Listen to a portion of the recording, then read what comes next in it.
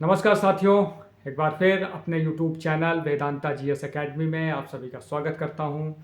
आज का जो टॉपिक होगा वो तमिलनाडु राज्य से संबंधित होगा कि कैसे भारतीय जनता पार्टी ने तमिलनाडु के इस विधानसभा चुनाव में अपनी संभावनाओं पे जो कुठाराघात किया है उसके बारे में चर्चा करेंगे। कि कैसे जो संभावनाएं बीजेपी के लिए वहाँ बन रही थी और पिछले 3-4 वर्षों की जो मेहनत थी वहाँ के एक डायनेमिक यंग पूर्व आईपीएस लीडर के अन्नामलाई के द्वारा जो लगातार अपने रैलियों से, अपने दौरों से, अपनी बातों से लगातार बीजेपी को तमिलनाडु के अंदर मजबूत कर रहे थे और वोट परसेंट भी पिछले लोकसभा चुनाव में बीजेपी का बढ़ा, लगभग 2 डिजिट में पहुंचा और उनके साथ छोटी छोटी कई सारी पार्टियों का गठबंधन भी बना हुआ था। लेकिन तुरंत सत्ता में भागीदारी के लिए भारतीय जनता पार्टी ने जो ये 3-4 सालों की मेहनत थी के अन्नामलाई की, उसको जो है पानी फेर दिया उस पर। के अन्नामलाई पूर्व आईपीएस हैं। सिंघम मूवी बनी है, मतलब उनका नाम सिंघम था, कर्नाटक कैडर के आईपीएस अधिकारी रहे हैं और अपने काम से, अपने कार्यप्रणाली से वो जनता के बीच में एक रॉबिन हुड सिंघम कह लीजिए वाली छवि थी उनकी आईपीएस के रूप में। और वहाँ से वो वीआरएस लेकर पॉलिटिक्स ज्वाइन करते हैं और भारतीय जनता पार्टी को ज्वाइन करते हैं और उसके बाद लगातार वो जो है तमिलनाडु के अंदर बीजेपी को मजबूत करने का काम करते हैं। ऐसा नहीं है कि बीजेपी इसके पहले तमिलनाडु में नहीं रही है या उसके विधायक सांसद नहीं जीते हैं। जो अभी के उपराष्ट्रपति हैं राधाकृष्णन जी, वो तमिलनाडु से जो है सांसद के रूप में अटल जी के गवर्नमेंट में रह चुके हैं। तो ऐसा नहीं है कि पहली बार वहाँ का कोई सांसद या विधायक जो है तमिलनाडु के अंदर बीजेपी का बन रहा है। इस बार तो बीजेपी का एक विधायक है, तो पिछली बार बीजेपी के 4 विधायक थे। तो इस तरह जो है, मतलब बीजेपी वहाँ कभी द्रमुक के साथ, कभी अन्ना द्रमुक के साथ, कभी छोटियों के पार्टियों के साथ वहाँ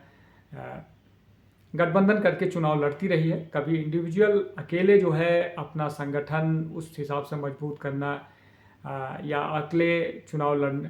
लड़ने की अभी कुव्वत बीजेपी में वहाँ नहीं रही। लेकिन के अन्नामलाई के आने से वहाँ एक जो मोमेंटम बना, जो भारतीय जनता पार्टी से लोगों का जुड़ाव बन रहा था धीरे धीरे। और के अन्नामलाई क्योंकि यंग हैं, पूर्व आईपीएस रह चुके हैं और सख्त प्रशासक की छवि रही है और मतलब एक अपील है युवाओं के बीच में, काफ़ी अच्छी अपील है उनकी। तो वो धीरे धीरे जो है बीजेपी को वहाँ मजबूत कर रहे थे, संगठन का से भी मजबूत कर रहे थे और वोट में भी परिवर्तन धीरे धीरे दिख रहा था। क्योंकि पिछले लोकसभा चुनाव में बीजेपी वहाँ जो 2.5% 3% की पार्टी थी वो 11-12% वोट ले आई थी।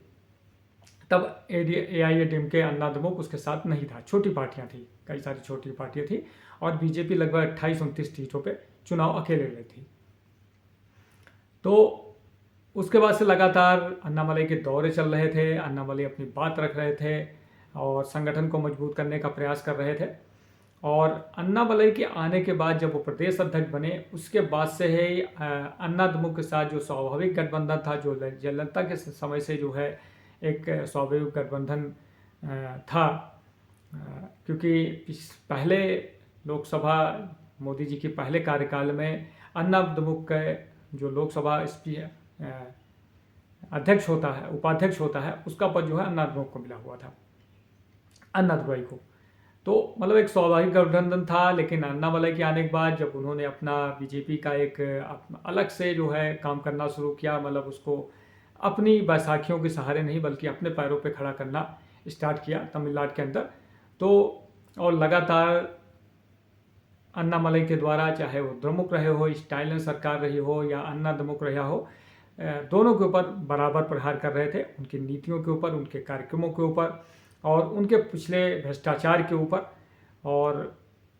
वो लगातार जो है हमले कर रहे थे। इस वजह से पिछले लोकसभा चुनाव में 2024 में बीजेपी का गठबंधन भी इसी वजह से नहीं हो पाया, अन्नामलई की वजह से। लेकिन इस चुनाव में बीजेपी पूरी कोशिश में थी कि किसी तरह अन्नाद्रमुक के साथ उसका गठबंधन हो जाए, और इसी वजह से जो एक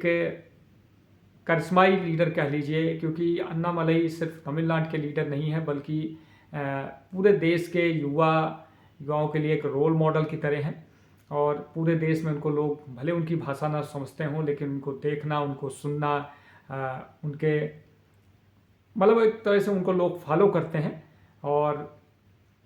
पिछले एक इंटरव्यू में वो कह भी रहे थे कि हम धीरे धीरे हिंदी सीख रहे हैं ताकि हिंदी बेल्ट में भी जो है काम कर सकते हैं, मतलब संगठन के लिए काम कर सकते हैं, अपनी बात पहुंचा सके लोगों को। तो मतलब एक करिश्माई लीडर थे, और इस चुनाव में बीजेपी ने जो उसकी एक संभावना बन रही थी, भले वो सत्ता में नहीं आती लेकिन एक इंडिविजुअल चुनाव लड़ती, अपने गठबंधन के तहत चुनाव लड़ती तो ज़्यादा सीटों पे चुनाव लड़ सकती थी, भले वो सीटें 1, 2, 3, 5 होती, क्योंकि एक ही सीट आई है। लेकिन जो वोट शेयर होता वो शायद 2.5 अंक में होता, 11% था, 15% हो सकता था। तमिलनाडु में अभी रिजल्ट आया है, रिजल्ट के बाद हम देख रहे हैं कि वहाँ की एक नई पार्टी विजय थलपति की पार्टी जो है वो 108 सीटें लेकर सबसे बड़े दल के रूप में उभरी है, और 2 साल पुरानी पार्टी है, क्योंकि वो फिल्म स्टार रहे हैं और उनके फैन क्लब हैं। तमिलनाडु में पुराने समय से जो है अभिनेताओं के पीछे जो है जनता दीवानी रहती थी, चाहे वो द्रमुक के संस्थापक रहे हों या फिर जयललिता रही हों, या स्टाइलन ये भी हीरो रहे हैं। मतलब सभी पार्टियों में जो है हीरोओं का, हीरोइनों का, और मतलब वहाँ के जो फिल्म इंडस्ट्री है उससे लोगों का जो है जुड़ाव ज़्यादा है। कमल हसन ने कुछ समय के लिए पार्टी चलाई, रजनीकांत कोशिश कर रहे थे कि वो मतलब पार्टी बनाए या चुनाव लड़ने की कोशिश कर रहे थे, लेकिन वो पीछे हट गए। कमल हसन ने पार्टी बनाई, चुनाव लड़े, लेकिन कुछ ज़्यादा कर नहीं पाए, और एक राज्यसभा सीट से संतुष्ट होकर द्रमुक की तरफ से वो बैठ गए हैं, मतलब नेपथ्य में है एक तरफ से। तो लेकिन विजय ने अपनी पार्टी बनाई, और इसकी तैयारी वो लगातार शुरू से कर रहे थे, कई सालों से कर रहे थे। उनके फ़ैन क्लब, उनके कई सारे संगठन जो है ग्राउंड पे काम कर रहे थे, और पिछले 2 साल में उन्होंने पार्टी गठन किया, अपना संगठन बनाया, और इस चुनाव में सबसे पॉपुलर लीडर के तौर पर वो उभरे और 108 सीटें लेकर आए हैं। तब से हम देख रहे हैं कि कभी कांग्रेस उनको समर्थन देने के लिए दौड़ी जा रही है, कभी अन्नाद्रमुक जो है अपनी तरफ से ऑफर दे रही है। अभी सुनने में ये आ रहा है कि द्रमुक और अन्नाद्रमुक, जिनकी पीछे 50-60 सालों से एक तरह से राइवलरी है, मतलब विरोध है एक दूसरे का, क्योंकि दोनों लगातार सत्ता की भागीदारी करते रहे हैं बारी बारी से, और जयललिता करुणानिधि के जैसे संबंध रहे हैं, एक दूसरे के ऊपर भ्रष्टाचार के आरोप लगाना, जेल भेजना, गिरफ्तारी करवाना, ये सब चीज़ें होती रही हैं। तो जैसे यूपी में बीजेपी समाजवादी पार्टी कह लीजिए, या टीएमसी बीजेपी कह लीजिए, या बीजेपी कांग्रेस कह लीजिए, वही हाल जो है तमिलनाडु में द्रमुक और अन्नाद्रमुक था। लेकिन इसको विजय की पार्टी टीवीके को रोकने के लिए कई सारे उसमें चल रहा है कि दोनों पार्टियां एक साथ आ सकती हैं। स्टालिन की तरफ से बोला गया कि विजय को सरकार बनाने का न्योता मिलना चाहिए और वो सरकार चलाएं। विजय की कोशिश है, 2 बार वो राज्यपाल से मिल चुके हैं, लेकिन 118 विधायकों का जो समर्थन पत्र है वो अभी तक वो नहीं सौंप पाए हैं, और इसी वजह से बार बार उनको राजभवन से लौटाया जा रहा है। तो यह तो अभी की सिचुएशन है। लेकिन अगर बीजेपी वहाँ अलग से लड़ती, और जिस तरह से अन्नामलई ने पिछले 4-5 सालों में वहाँ मेहनत की थी, और एक नया नेतृत्व उभरा था, और जिस समुदाय, जिस जात से आते हैं वो उसी जात से ई पलानीस्वामी जो अन्नाद्रमुक के इस समय सर्वेसर हैं वो हैं। तो AIADMK ने पूरी तरह से अन्नामलई को बीजेपी में साइडलाइन करवाया। वो उतना प्रचार भी नहीं कर पाए, सिर्फ अपनी सीटों पे कुछ जो बीजेपी सीटें लड़ रही थी 28-29 सीटें उस पर प्रचार किया, और मतलब उस तरह का उनका यूज नहीं हुआ इस चुनाव में जैसा होना चाहिए एक बड़े लीडर का, जिस तरह वो उभर कर आए थे। तो बीजेपी ने अपने मतलब पैलों पे एक तरह से कुल्हाड़ी मारी और जल्दी सत्ता की भागीदारी करने के लिए अन्ना द्रमुक के साथ या अपने साथ उसको जोड़े रखने के लिए, क्योंकि लोकसभा में राज्यसभा में कुछ सीटें हैं अन्ना द्रमुक के साथ, लोकसभा में तो नहीं है, राज्यसभा में है, उसको जोड़े रखने का अपना मतलब एक एनडीए जो कुनबा है उसको सुदृढ़ रखने के लिए बीजेपी ने तुरंत ये कार्रवाई की। लेकिन भविष्य में जो है मतलब ये चुनाव आगे चल के बीजेपी को तमिलनाडु में सत्ता में आने के लिए या विपक्षी में बनने के लिए काफ़ी और सालों का इंतज़ार करना पड़ेगा, और शायद बीजेपी अगर अलग से लड़ती और अपने गठबंधन से लड़ती, भले वो 10-15 सीटें, 5 सीटें, 8 सीटें आती, वोट परसेंट जो है 11-15%, 11 से 15-14% होता, लेकिन एक इंडिविजुअल पूरे प्रदेश में चुनाव लड़ती तो हर जगह कैंडिडेट होते, हर जगह भले वो 2000 वोट कहीं आता, 5000 आता, 10,000 आता, लेकिन वो अपना इंडिविजुअल वोट होता, मतलब किसी की बैसाखी की ज़रूरत नहीं होती। जैसी चीज़ें हमने तमिलनाडु में देखी कि 2014 के पहले बीजेपी वहाँ 2 सीटें जीती थी। 2016 वाले चुनाव में बीजेपी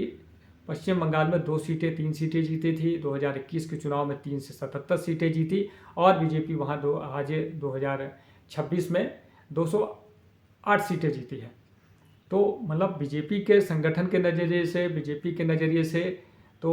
तमिलनाडु, केरल कोई बहुत मतलब अगर पश्चिम बंगाल जीता जा सकता है, जहाँ एक समुदाय के 30% के करीब, 35%, 40% के करीब आबादी है, जब वहाँ पे अपनी सरकार बनाई जा सकती है, वहाँ पे चुनाव जीता जा सकता है, तो केरल और तमिलनाडु भी कोई बहुत बड़ी मतलब बहुत टेढ़ी खीर नहीं है। वहाँ भी क्योंकि लगातार आरएसएस की वहाँ पे प्रेजेंट है, चाहे केरल हो चाहे तमिलनाडु हो, और बीजेपी कांग्रेस का वहाँ बीजेपी का वहाँ संगठन भी है, बीजेपी का सारे लीडर भी हैं, कैबिनेट स्तर के मंत्री भी हैं तमिलनाडु और केरल में। तो ऐसा नहीं है कि तमिलनाडु में बहुत कुछ छिन गया है, अभी भी वक्त है, और जो उनके अपने लीडर हैं, जो जिनकी एक अपील है, जिनका एक अपना ऑरा है, और जिनको लोग देखना सुनना पसंद करते हैं, जो एक रोल मॉडल की तरह हैं, उसको बीजेपी को आगे बढ़ाना चाहिए, और भविष्य में जो है मतलब ऐसी गलतियां नहीं करनी चाहिए जो आने वाले समय में और जो है पार्टी को गर्त में ले जाए किसी राज्य में। अगर तमिलनाडु में बीजेपी सरकार बना सकती है तो तमिलनाडु में मतलब पश्चिम बंगाल में बना सकती है तो तमिलनाडु में भी और केरल में बन सकती है। बस बीजेपी को सही निर्णय लेने की ज़रूरत है ऐसे प्रदेशों में जहाँ पे अभी हम शुरुआती दौर में हैं, जहाँ से 1 विधायक, 2 विधायक, 4 विधायक जीतते रहे हैं, या 1-2 सांसद जीतते रहे हैं, और वो भी दूसरे की बैसाखियों पे, दूसरे के सहारे, चाहे कभी द्रमुक को सहारा लेना पड़ा हो या अन्ना द्रमुक को सहारा लेना पड़ा हो। दोनों पार्टियों ने एनडीए और भारतीय जनता पार्टी के साथ जो है सरकारों में रही हैं। तो बीजेपी को सोचने समझने की ज़रूरत है, उनके जो सर्वे सर्वा हैं उनको, कि उसको एक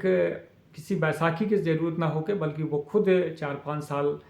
टाइम होता है उसके बीच में अपने संगठन को मजबूत करना अपने कार्यक्रमों के द्वारा, क्योंकि जब से मोदी जी आए हैं लगातार तमिलनाडु में तमिल संगमम का तमिल काशी संगमम और ऐसे कई सारे प्रोग्राम चल रहे हैं लोगों को, तमिलनाडु के लोगों को जोड़ने के लिए। अभी जो संसद भवन बना था उसमें जो है सेंगल क्या है वो, उसकी स्थापना जो तमिलनाडु से जुड़ा हुआ है। मतलब तमिलनाडु के प्रतीकों की राजनीति जो है बीजेपी लगातार करती रहती है वहाँ से जुड़ने के लिए, क्योंकि वो हिंदी भाषी राज्य नहीं है, तमिल भाषा का वहाँ वर्चस्व है और हिंदी विरोध है, और भारतीय जनता पार्टी को वहाँ हिंदी बेल्ट की पार्टी माना जाता है। कांग्रेस मतलब राष्ट्रीय पार्टियों को वहाँ थोड़ा सा संशय के नज़रिए से देखा जाता है। पश्चिम बंगाल में भी वही हाल था, बहुत ज़्यादा अच्छी स्थिति नहीं थी बीजेपी की, लेकिन अगर वहाँ पे सरकार बना सकते हैं या वहाँ पे अपनी पूर्ण बहुमत की सरकार बन सकती है तो तमिलनाडु भी हो सकता है। थोड़ा टाइम लगेगा, 5 साल 10 साल, कभी आज एक विधायक है, अगली बार 10-15 विधायक होंगे और अगली बार अगले सरकार भी बन सकती है। जिस तरह टीवीके ने, विजय ने अपनी पार्टी की खड़ी की और उसके बाद आज 108 सीटों पे वो जीत कर आए हैं सबसे बड़े दल के रूप में, तो बीजेपी भी ऐसा कर सकती है। बस उसको सही निर्णय लेने की ज़रूरत है और किसी बैसाखी की ज़रूरत नहीं है, बल्कि इंडिविजुअल, चाहे वो भले 2-4-5 साल आगे पीछे हो जाए, लेकिन बैसाखी से फिर पीछे ही रहेंगे आप। कभी इंडिविजुअल ना तो आपका संगठन उस तरह से खड़ा हो पाएगा और कोई भी जो रीजनल पार्टी है वो नहीं चाहेगी कि कोई राष्ट्रीय पार्टी जो है उसके सर पे आके बैठ जाए। ये चाहे हम महाराष्ट्र में भी देखे हैं या फिर बिहार में पिछले महीनों तक जो सरकारें रही हैं, अब बीजेपी की वहाँ सरकार है, वही हाल तमिलनाडु में भी है। तो सही पथ पे चलने की ज़रूरत है और सही निर्णय लेने की ज़रूरत है और अपने नेतृत्व को फिर से वो जिम्मेदारियाँ सौंपनी चाहिए, क्योंकि आपके पास एक ऐसा लीडर है जिसका पूरे देश में एक अपील है और भविष्य के वो बहुत बड़े नेता बन सकते हैं। के अन्नामलई मुझे भी बहुत पसंद है। वो आईपीएस तो रहे ही हैं, लेकिन उनकी जो कार्य प्रणाली है या कार्यशैली है वो लोगों को अट्रैक्टिव करती है, अपनी तरफ खींचती है। तो बीजेपी से यही आशा है कि आगे चल के वो जो है मतलब सही निर्णय लेगी और तमिलनाडु के लिए एक अपना कार्यक्रम बनाएगी 5 साल 10 सालों के लिए, ताकि वहाँ भी बीजेपी अपनी सत्ता में भागीदारी कर सके। तो आज के लिए इतना ही। अगले वीडियो में फिर किसी मुद्दे पर चर्चा करेंगे। धन्यवाद। जय हिंद।